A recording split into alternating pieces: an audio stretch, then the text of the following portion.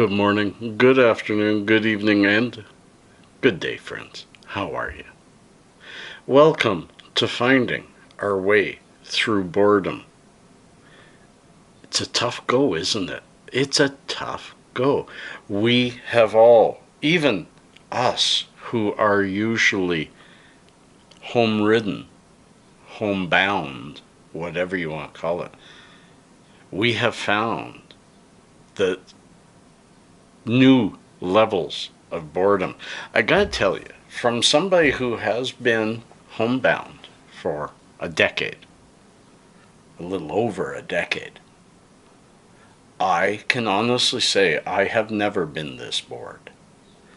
Now, things are a little bit different for me, but many people share my reality. So I want to actually explain it. I've got a whole bunch of new subscribers. Yes, my view counts are down, but that's okay.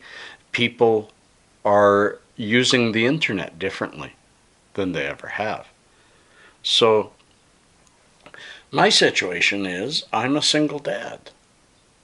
I'm a single dad. I have 3 grown kids and 1 young child, 11, and 7 grandkids, and a great-grandchild on the way. I shouldn't be bored, and I wasn't. I wasn't. I mean, I was mostly homebound. I don't have a vehicle, so I barely ever go places, but I really enjoyed those places that I had built into my weekly activities. I very often hopped a train to go to a different location to film for you or to just sit and watch the river go by. Even just going to the river now increases the risk a little bit. And I always, for the last 3 years, I have had my younger son, at my house every afternoon during the week when school ended. For a couple hours, help him with his homework, or if he had no homework, just let him play,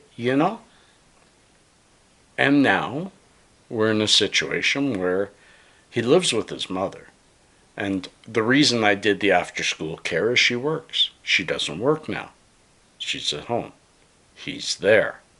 And like many, my own daughter has stopped her ex-husband's visitation of her older kids.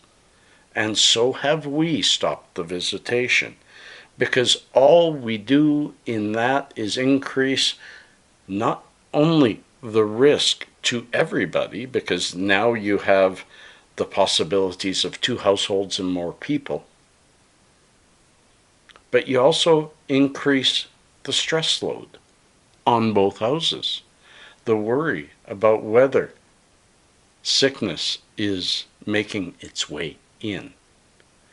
Even me, sitting at home, I've only left the house 4 or 5 times in the past 7 days, and that was only for a walk, and never spoke to anybody, always walking long around people. I'm even now covering my face. Even with that, my stress level is rather high. I have a sore throat. It's been bothering me for 2 days. I have no fever. I have no signs of flu. But any symptom, they say stay at home. Any symptom, they say stay away from people. So who in their right mind would go and see their child who is living with their other parent and increase that risk? So I don't see Pasha. I talk to him as often as I can on the net, but for him, he's a young teen. He doesn't really want to sit and chat with Dad. He's got time online with his family, with his friends. So Where are we now today? I've gone on too long. First of all, right now, it is minus 11 with wind chill, minus 17, and not getting much warmer today. Today was supposed to be the start of the warm-up. Now it's probably not till Monday, if Monday. So it's cold here, and that's certainly keeping us home, but it's also keeping that virus living longer outside in the wild. So I'm hoping for warmer weather, and I thought I'd share yesterday's walk with you, but stay tuned, folks. Please stay tuned. There is a lot today. There is me on a walk around my neighborhood in a snowstorm yesterday. There is a really nice montage that I put together yesterday, and I feel good about it. I feel good. It's just quiet and serene.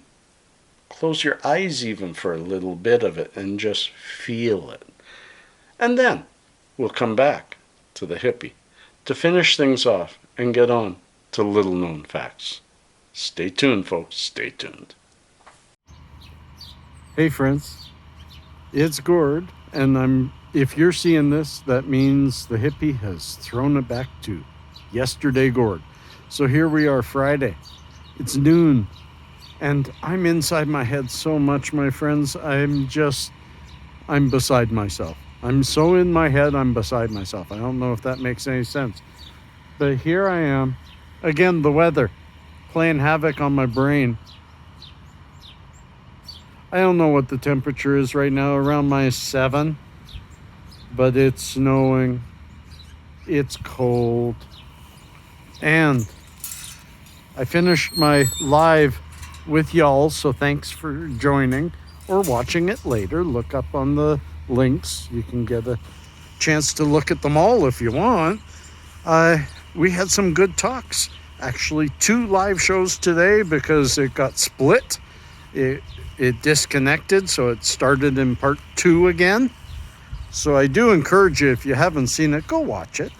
We had some fun. We had some good discussion. We had some really philosophical, deep discussion. So check it out. And as I've always told you all, you got to get outside of your head. If Dave is hanging around, you got to tell him to F off. And sometimes it means you got to get outside. That's a little tougher in today's world, but you saw one person behind me a little while ago. There is 0 people ahead of me. And I have a feeling I'm going to see lots like that over the course of this walk. I really bundled up. Normally I'm dressed like this for -20. It's only -7, but 1, I don't want to get sick, friends. I just don't want to get sick. I want to get through this. 2, I feel a little colder than usual, and I want this to be a longer walk than usual. I'm tired of just hanging in the house. I don't like how my beard looks like that. I'm tired of just hanging around inside the house, doing nothing. There's some geese up ahead. There we are.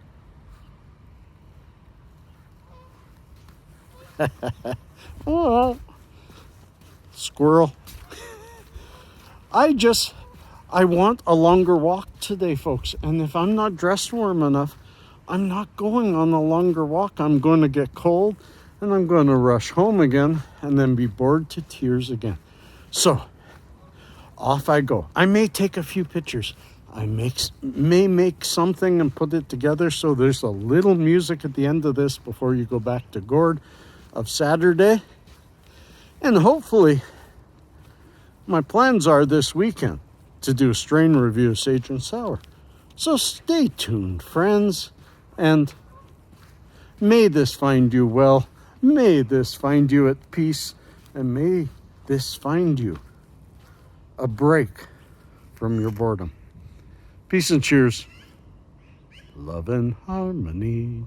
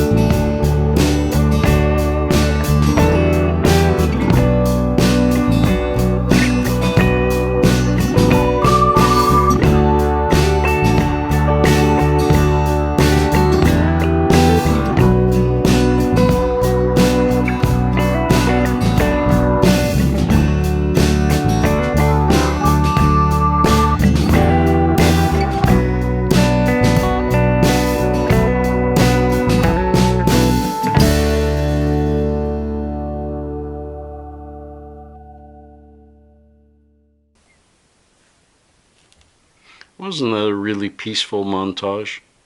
It was pretty outside yesterday with the snow falling and people mostly at home, just the odd person out there. And it was just quiet and serene, and I loved it. I've watched it myself a couple of times. I do enjoy my own work sometimes, friends. I do sometimes enjoy my own work. So, I would love to hear from you what you want to hear from me, because I want this channel to grow and help more people. I want to know what you feel. I want to know if you want to hear more about this virus, or if you want this C word, or if you want this channel to try to stay away from it, or do we have once a week updates? Kind of hard to do with something like this, you know? And it is my channel to vent, to clean my soul, so to speak. So instead today, I'm just going to throw you over to little known facts, and we'll talk about a couple, and then we'll let you go, and I will watch the comments, and your next videos will be because of you. So friends,